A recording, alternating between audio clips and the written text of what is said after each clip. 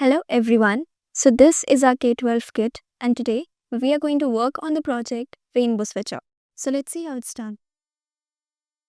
First, we will connect the power to the switch, then the switch to the positive of the LED and then its negative to the ground. Then we will repeat the same process for the other two LEDs and switches. Let's go.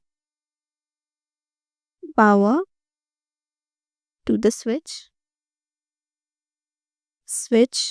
to the positive of the LED, its negative to the ground. Same for the other one.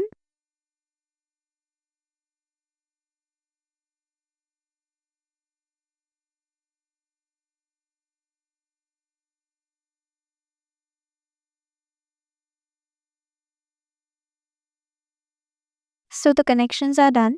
Now let's try. I will have to turn the switch on to turn the LED on. Let's see. This is the red one. This is the yellow one.